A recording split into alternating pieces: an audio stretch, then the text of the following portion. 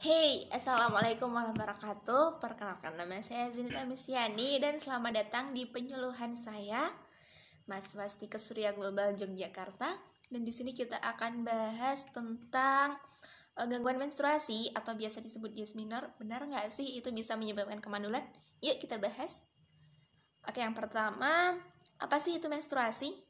Nah, menstruasi itu adalah pelepasan dinding rahim atau disebut dengan endometrium yang disertai dengan pendarahan dan terjadi secara berulang-ulang setiap bulannya. Dan menstruasi itu merupakan salah satu tanda bagi seorang wanita bahwa dia telah mengalami masa produktif atau biasa disebut dengan masa pubertas. Kemudian bagaimana sih terjadinya menstruasi? Nah, untuk menambah pengetahuan kita, nanti di sini nih kita akan tampilkan tentang anatomi organ reproduksi manusia beserta dengan bagaimana sih proses luruhnya dinding rahim itu. Nah, di sini ada anatomi organ reproduksi wanita. Yang pertama itu ada ovarium atau ovari, kemudian ada tuba falopi atau biasa diilustrasikan seperti tanduk rusa. Kemudian ada uterus atau juga dinding rahim, kemudian juga ada vagina. Nah, bagaimana ilustrasi menstruasi itu? Nah, di sini ada sel telur atau ovum yang dihasilkan oleh ovarium. Setelah matang, sel telur akan dikeluarkan dari ovarium dan dikenal dengan istilah ovulasi. Dan pada waktu yang bersamaan dengan ovulasi, dinding rahim akan menjadi tebal. Dan jika sel telur tersebut tidak dibuahi oleh sel kelamin jantan, maka lapisan dinding rahim tersebut akan luruh. Nah, proses luruhnya ini yang disebut dengan proses menstruasi. Selanjutnya apa sih itu dysmenorrhea gitu kan teman-teman masih pada asing ya sebenarnya apa sih dysmenorrhea ini. Dysmenorrhea itu adalah rasa sakit atau nyeri yang menyertai saat menstruasi sehingga dapat menimbulkan gangguan pekerjaan.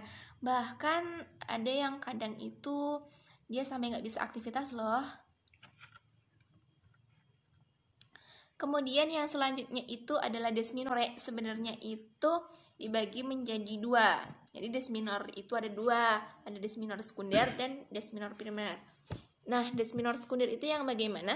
Dysmenorrhea sekunder itu adalah dysmenorrhea yang dia terjadi karena suatu kelainan atau biasa disebabkan oleh suatu penyakit.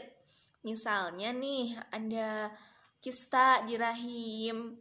Terus misalkan juga endometriosis atau mioma uteri atau juga biasa orang yang menggunakan kontrasepsi IUD itu juga dapat menimbulkan atau bisa menjadi penyebab dysmenorrhea. Terus kalau dysmenorrhea yang primer itu yang bagaimana sih?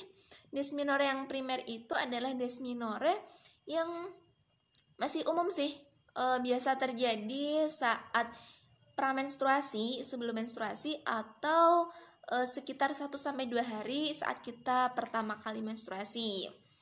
Kemudian sebenarnya dysmenorrhea itu juga ada beberapa derajat kesakitan, ada beberapa tingkat derajat kesakitan.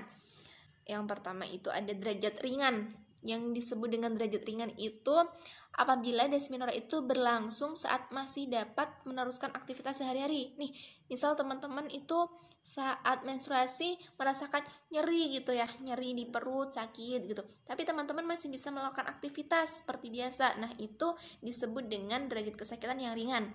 Terus ada lagi yang derajat kesakitannya sedang. Nah, itu yang bagaimana? Yaitu rasa sakit yang dirasakan saat menstruasi, tapi dia memerlukan obat.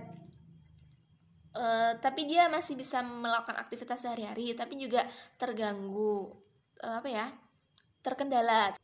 Kemudian naik lagi itu ada derajat sakit yang berat. Nah, itu yang bagaimana? Yaitu ketika kita sudah memang benar-benar tidak bisa melakukan aktivitas lagi. Kan ada ya itu kalau misalkan teman-teman lagi dysmenorrhea gitu, lagi nyeri haid, terus nggak bisa aktivitas, enaknya cuma tidur aja, udah nggak bisa ngapa-ngapain lagi. Itu kan ada ya. Nah, itu termasuk dengan dysmenorrhea derajat kesakitan yang berat. Kemudian dysmenorrhea sendiri bagaimana sih sebenarnya dysmenorrhea yang perlu kita waspadai? Yang pertama itu adalah desminore yang setiap bulan itu rasanya nyeri, derajat nyerinya itu berat setiap bulannya. Kemudian kita sudah nggak bisa aktivitas lagi, itu yang pertama, salah satu tanda yang perlu kita waspadai.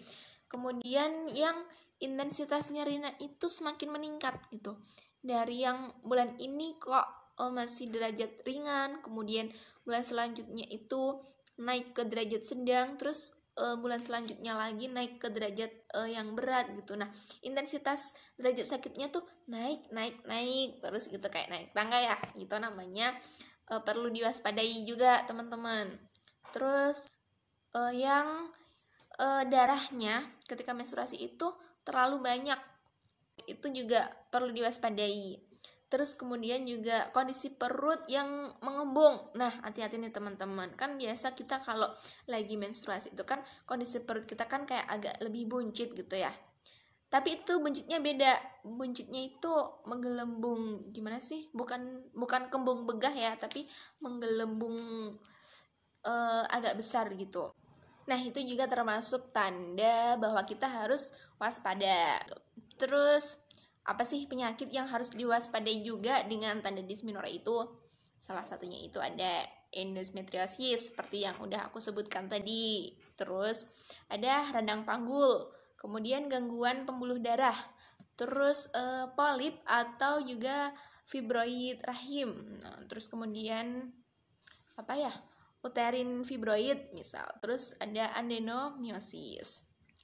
Terus bagaimana sih kalau kita sudah dysmenorrhea, bagaimana penata laksanaannya atau bagaimana penanganannya gitu. Maaf ya berbelit-belit. Yang pertama itu adalah istirahat yang cukup. Terus olahraga yang teratur. Olahraga yang teratur itu maksudnya bukan saat teman-teman lagi dysmenorrhea lah teman-teman olahraga gitu, enggak ya. Itu malah tambah kram, tambah sakit. Jadi olahraga yang teratur itu usahakan tiap hari 30 menit minimal olahraga. Terus minum air putih yang banyak, jangan stres-stres. Terus kalau misalkan teman-teman memang udah bener-bener gak tahan nih, teman-teman bisa minum obat, beli obat di apotik, obat analgenik, contohnya ada asam afenamat gitu. Terus oh ya, tips kalau misalkan temen-temen lagi nyeri gitu, mungkin masih nyeri banget, itu bisa kalian pakai botol kaca. Bisa botol kaca, bisa botol plastik sih sebenarnya. Nanti dikasih dengan air panas atau air anget, terus ditembakkan di bagian perut gitu.